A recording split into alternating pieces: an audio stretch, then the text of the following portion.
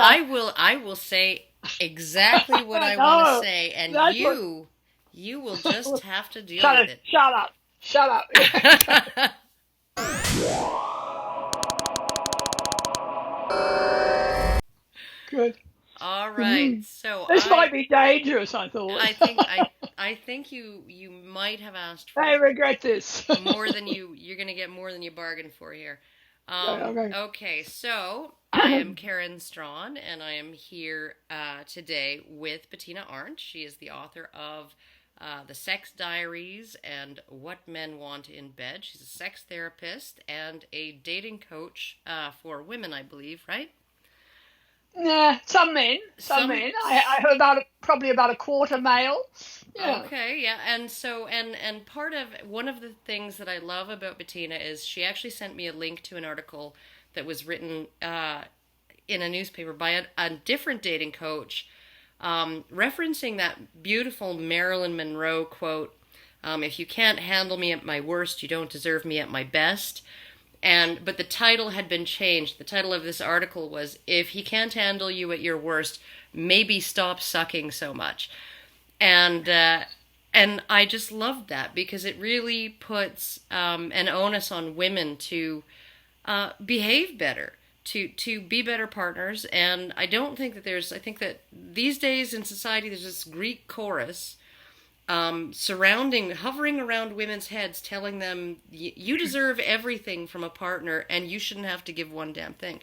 And you have been a voice of reason in that entire discussion and within the culture, in that um, women should have to compromise just like men do, and women should have to be giving just like men are, and women should have to adjust themselves just like men do, and women should try not to be giant cunts just like men should. And so, pardon my language. I don't know if you. No, no, no, no.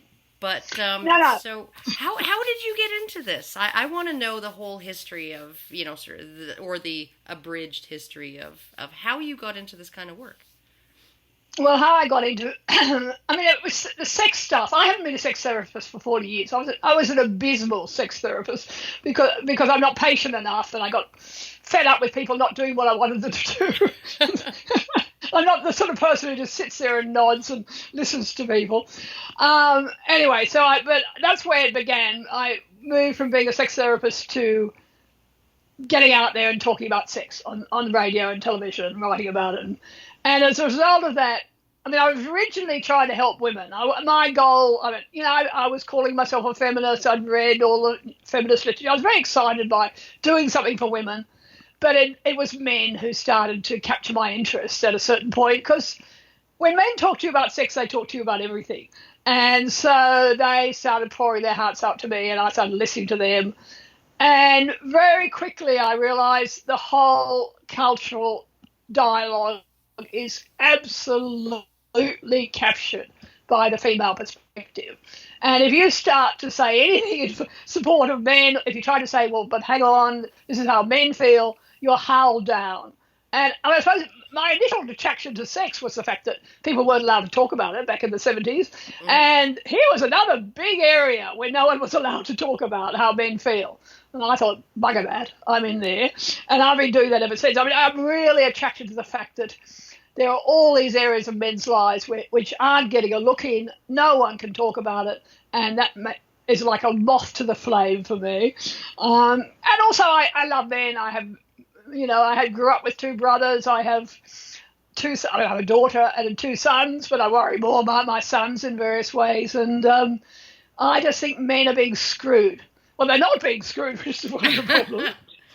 They're being Yeah, screwed, I want just to not in talk the way about, they but want. they're being screwed. They're screwed in every other way than the way they want. Yeah. Mm. Yeah, And no, that's it. I kind of I came into this sort of men's issues activism and men's rights activism from the same way, essentially, is just seeing the way men were kind of talked down. Like who was it? There was a ancient feminist from ages ago who said.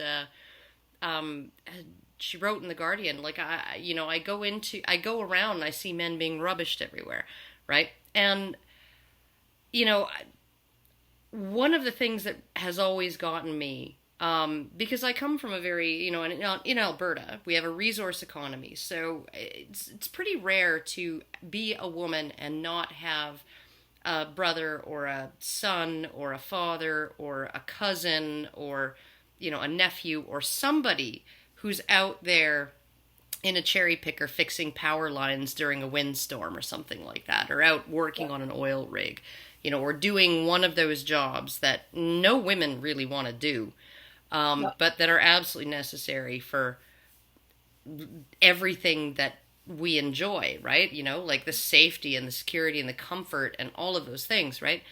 And so I think that in a place like Alberta, we are more likely to appreciate our men and what they do for us. And what really has always gotten me was, when you see feminists claiming, that it's an injustice that women can't walk around without fear, right?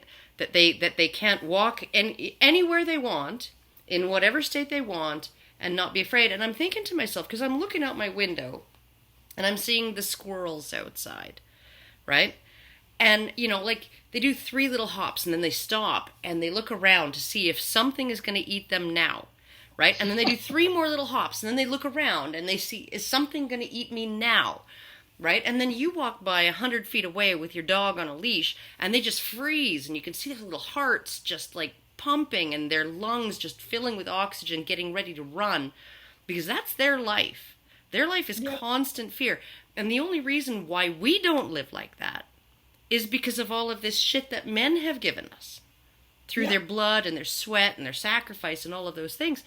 And so when I think about the ingratitude on the part of women who, they're going to act like, a woman consenting to sex when she's too drunk to really make a good decision, that's rape, and he should go to prison for that.